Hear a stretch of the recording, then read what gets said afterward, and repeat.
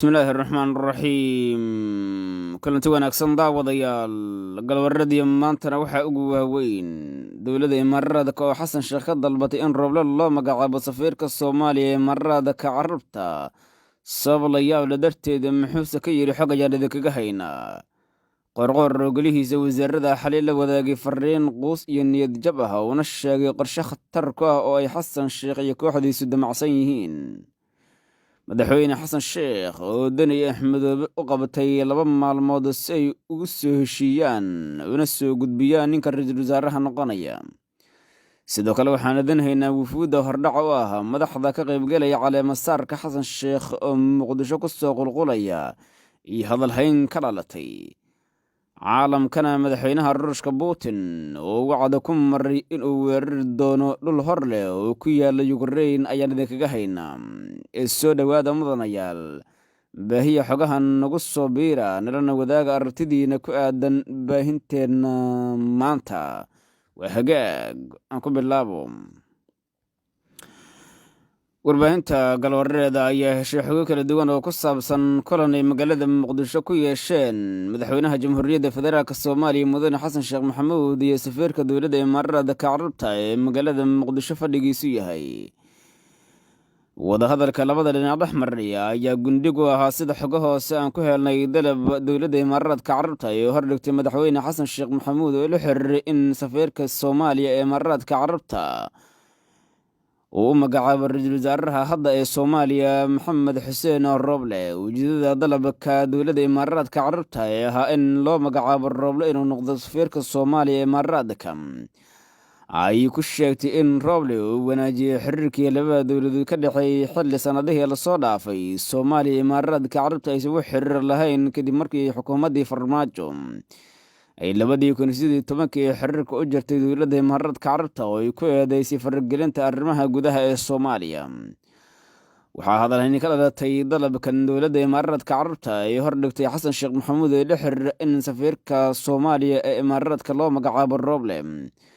iyadoo la ogyahay in shacabku ay Roble ku xamanayeen inuu gacan saar la leeyahay dowladda imaaraadka isla markaana ay hadalhayn ka dhalatay lacagtii imaaraadka looga qabtay garoonka diyaaradaha magaalada muqdisho ay dib ugu celiyay arrintaasi oo sababtay in Roble lagu tuhumo inuu yahay nin musuqmaasuq sababaha ay dowladda imaaraadka carabta hadda u dalbanayso in Roble loo magacaabo safiirka dowladdaasi fadhin doona magaalada Dubai ayaa waxaa lagu sheegay inay ka mid tahay sidii uu isugu hayn lahaa xiriirka Soomaaliya iyo imaaraadka iyadoo imaaraatiyiintu ay dardar gelinayaan sidii dowladda xasan sheekh maxamuud ay galaangal weyn ugu yeelan lahaayeen xogaha aan helnay ayaa sheegaya in xasan sheekh maxamuud uu aqbalay soo jeedinta dowladda imaaraadka carabta ee in safiirka Soomaaliya ee imaaraadka loo magacaabo ra'iisul wasaare Roble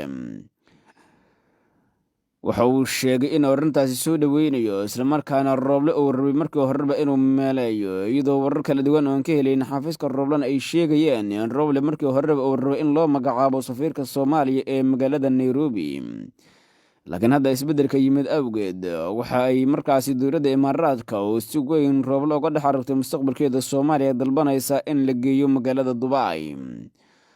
Roble oo deegaan ahaan ay degan yihiin qoyskiisu magaalada Nairobi ee caasimadda waddanka Kenya ayaa 2021 warar soo baxay waxa ay sheegayeen in qoyskiisa guri laga siiyey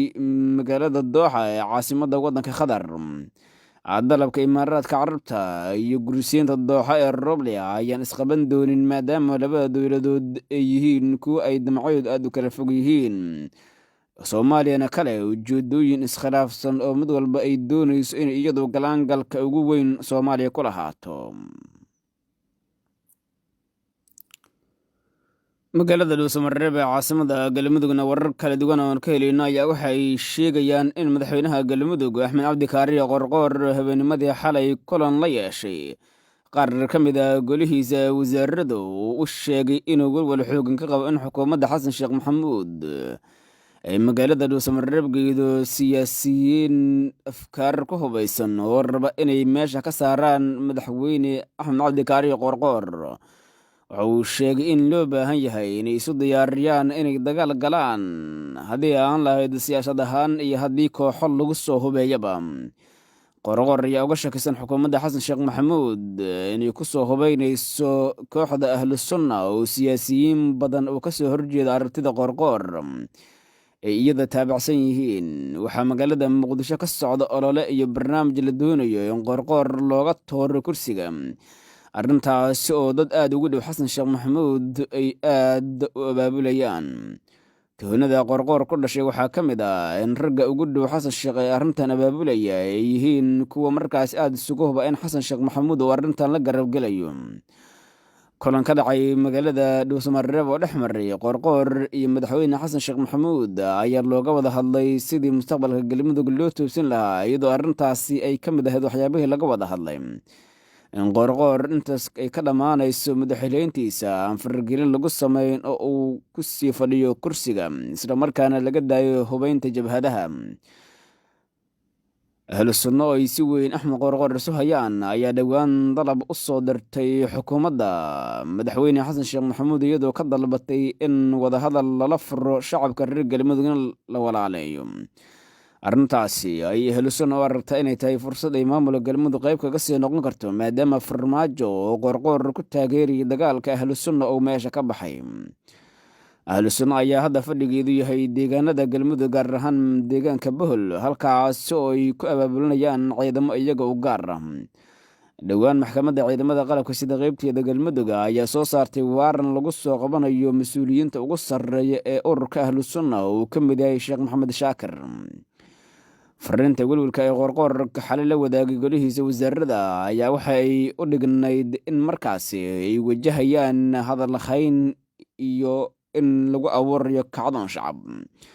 arrintaasi oo loo baahan yahay in loo diyaar garoobo sidii looga takhalusi lahaa. qorqoor ayaa dhowaanahanba qorsheynayay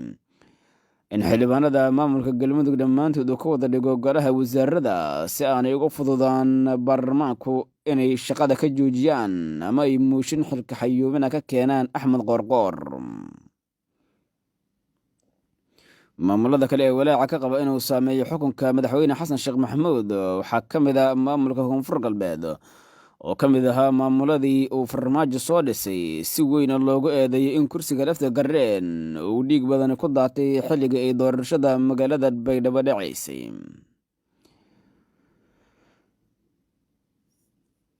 sidoo kale xogo kala duwan oo ay heshay warbaahinta galwareed ayaa waxa ay sheegayaan in madaxweyne xasan sheekh maxamuud uu 7 bishan iyo 8 bishan u qabtay madaxweynayaasha maamulada puntland iyo jubbaland si ay ugu soo heshiiyaan ninka ra-iisul wasaaraha soomaaliya noqonaya 4 sano ee soo socota.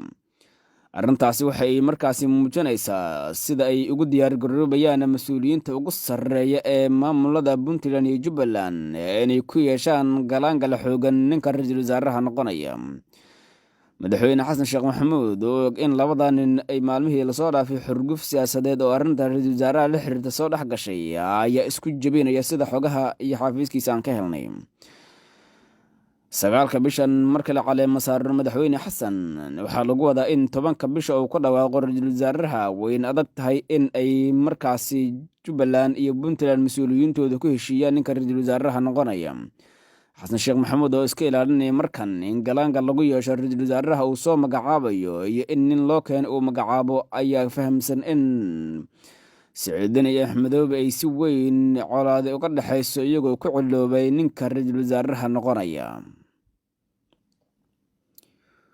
ugu dambeyntiina magaalada muqdisho waxaa ku soo qolqolaya madaxda hordhacda ufuudda ee caleemasaarka madaxweyne xasan sheekh maxamuud ka soo qaybgalaya. waxaa magaalada muqdisho soo gaaray wufuudda kala duwan oo hordhac u ahaa mas-uuliyiinta ugu sarreeya dalalka afrika iyo guud ahaan caalamka, waxaana ku soo bilaabatay wufuudda ka imaanaya waddanka ethoobiya, kuwaasi oo hordhac u ahaa safarka ra-iisul wasaaraha etoobiya master abiy axmed oo uu ku imaanayo magaalada muqdisho ayuu kaga qaybgalayo caleemasaarka madaxweynaha cusub ee jamhuuriyadda federaalk soomaaliya xasan sheekh maxamuud. muqdisho ayaa si weyn ugu diyaar garoobaysa inay markaasi noqoto magaalo lagu caleemo saaro madaxweynaheeda. xasan sheekh maxamuud ayaa magaalada muqdisho ku sugan, waxaana la rajeynayaa in saacadaha soo aadan ay soo idlaadaan wufuudda hordhac oo ah mas-uuliyiinta ayna soo bilowdaan qulqulka madaxda ka qaybgelaya cali masaarka madaxweyne xasan sheekh maxamuud oo 9 bishan loo madlan yahay inay ka dhacdo magaalada muqdisho. sheegarayo xogahan qaybta faallada nagula wadaaga aragtidiina tan iyo kulanti dambena nabadgelyo.